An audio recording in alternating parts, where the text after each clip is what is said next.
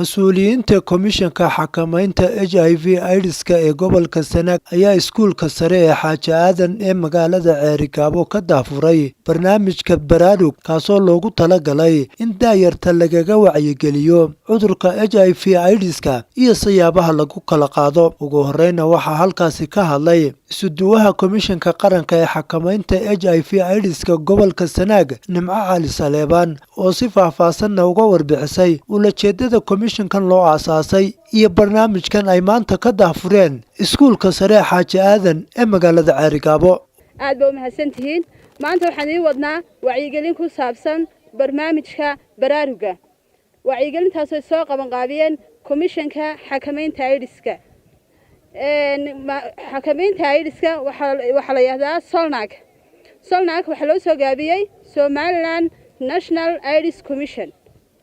Komishanka xakamaynta AIDS-ku wuxuu aasaasan yahay in ay sameeyaan siyaasadda istiraatiijiyad ku horumarisan siyaasadda qaranka iyo la tacaalidda xanuunka HIV-ga. waxa kale oo uu aasaasan yahay taakulaynta, talo bixinta, wacyigelinta dadka la nool xanuunka HIV-ga. waxa kale oo uu aasaasan yahay komishankan xakamaynta AIDS-ka ama Solnag in la fidiyo kor u qaadida fariimaha iyo wacyigelinta xanuunka HIV-ga.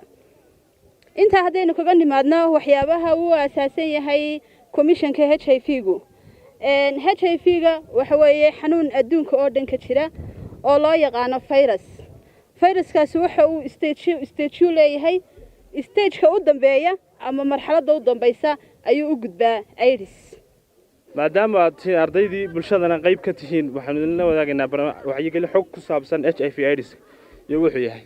laakiin marka stage 1ka uu qofku gaadho oo AIDS-ku stage 1 marayo waxa lagu arkayaa qofka in ay bararaan lymphonodeska qanjidhada lymphonodeska inay bararaan waliba congenitalka qanjidhadan kilooyinka kuwaas inay barar sameeyaan. sidoo kale waxaanu ku daraynaa joojinta faquuqa. qofkii waxaad aragtay qof AIDS qaba in laga cararo la yiraahdo hebel ama arday iskuul dhiganayo ama waalidkiisa qaba in la yiraahdo waalidkiisa xanuunka qaba oo iskuulkiiba u iman karo waayo oo lagu takooro. xanuunkan HIV/AIDS-ka waxa la isugu gudbiyaa galmada. adigoo la galmooda qof xanuunkii qaba HIV/AIDS qof qaba adigoo galmo la sameeyo ayaa la isugu gudbiyaa. waxa kale la isugu gudbiyaa iyadoo lagugu shubo dhiig aan laga baadhin ama dhiig aan laga hubin caafimaadkiisa. taana waa la isugu gudbiyaa. waxa kale la isugu gudbiyaa hooyadu markay uur ka leedahay ilmaha waa u gudbisaa. haddaanay goob caafimaad joogin waa u gudbisaa. sidoo kale haddaanay goob caafimaad ku umilin waa u gudbisaa. sidoo kale markay samaynayso breast feeding-ka hooyadu ilmaha way u gudbisaa.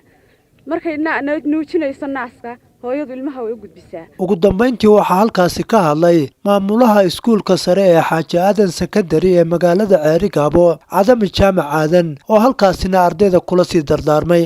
soo dhamaatay wacyigelintii waynu qaadanay. waxa weeye waxaanu ku soo gabagabeeynaa in waxa weeye waxa la idin sheegay aad ku dhaqantaan oo aad matalan iska ilaalisaan insha Allah Ilaahay baa ilaaliyo waxa xanuunka. waa Cabdirasaaq Xaaji Axmed, warbaahinta qaranka Soomaaliland, magaalada Ceerigabo.